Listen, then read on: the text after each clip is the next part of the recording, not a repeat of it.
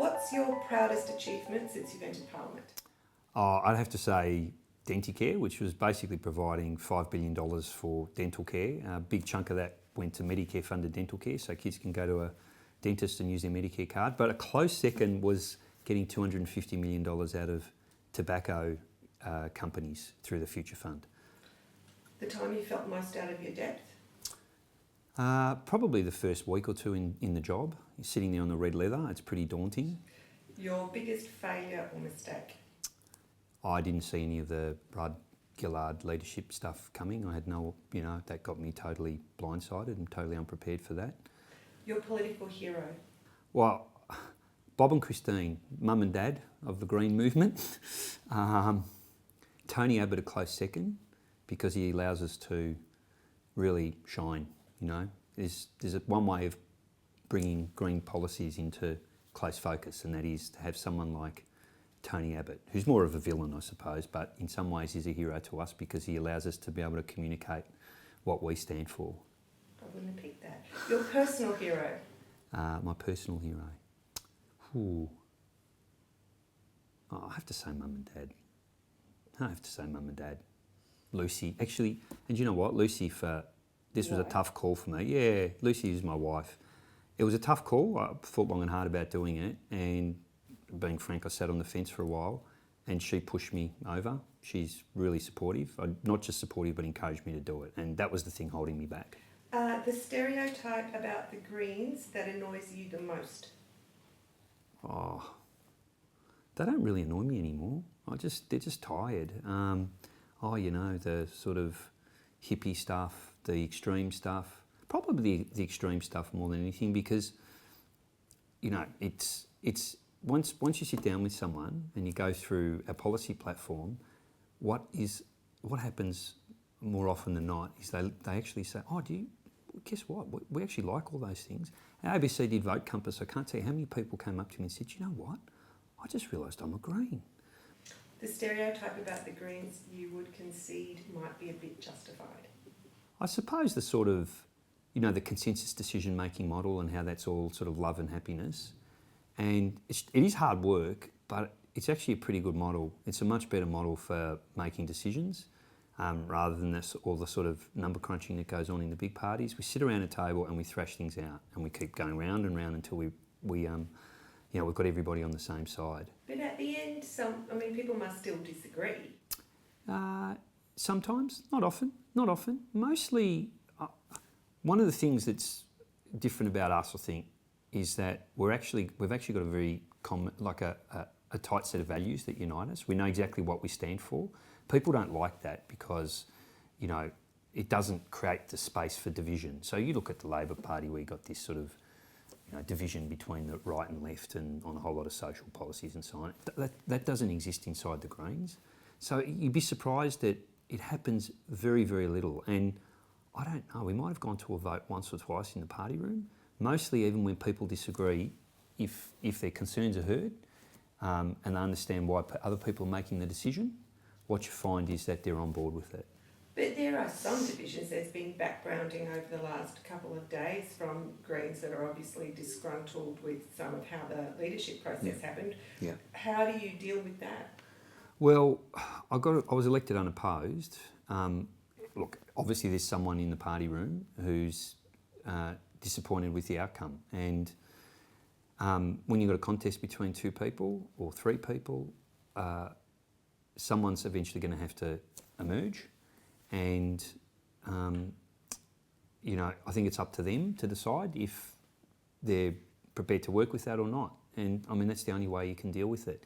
In the end, if you've got a situation where somebody's no longer happy enough with the policy direction or the people involved or whatever, you have to sit around and try and nut it out, and then eventually it's up to them to decide what they want to do. So is that happening now with this dissent after the? Not really. No, it's not. It's not. But there's obviously somebody. There's somebody who in the party and who's unhappy with the process. So how do you deal with that? That's what I don't. You talk about it.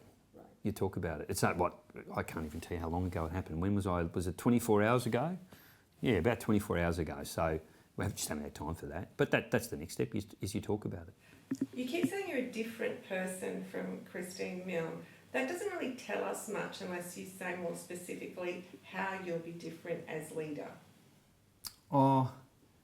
Again, that's for other people to judge. How am I going to be different as leader?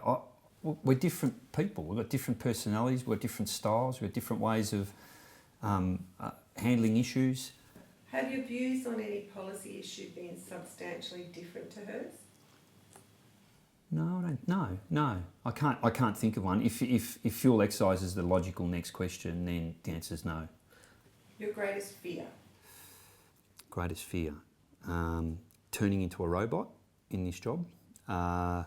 Saying something stupid. There's always that challenge, you know. There's this tension between I'm going to go out there and be myself and I might stuff it up by doing that and say something stupid. It's directly to my next question. Have you ever had media training, and if so, what did you learn? I think when I started the job 5 years ago, we had a session, we might have had a day. What did I learn? Can't remember much about it, to be honest. On the job apprenticeship. For dealing with media critics? If they're people whose opinions you respect or you think are making a reasonable judgment, engage with them. When people make claims and they can't back them up, call them out on it. If they're just so out there that they're so detached from reality, what do you do with that? You just laugh at it. You laugh at it. What book has most influenced your thinking? There have been a few, but when I first sort of got politically active, I wandered into a bookshop and I picked up a book written by Bob Brown and Peter Singer about the Greens.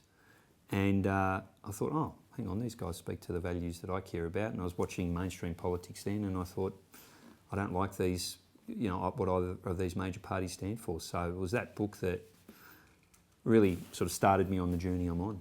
And before you became a senator, you ran unsuccessfully in local and state elections. Are you glad you failed? Oh, in retrospect, the answer's got to be yes. I don't have a tendency to look back and have regrets. You know, if this doesn't work out, if in the end I get kicked out, people don't like what I'm saying, they don't think I'm doing a good job, there are other things in life.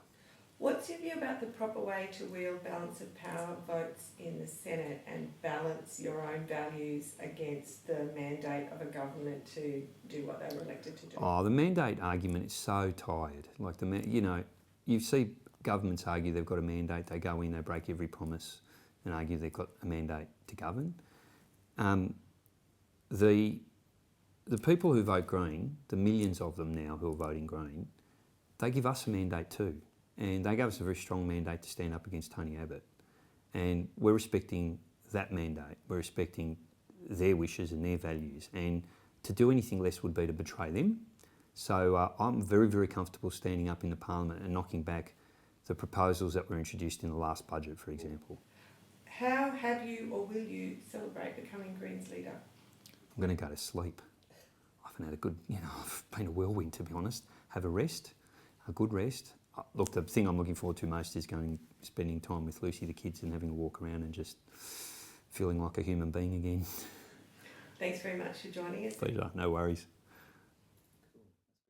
So Malcolm, you would appear to be the only man at this event not wearing lipstick. Why is that? Well, I guess I'm just shy, Lenore, I've noticed that.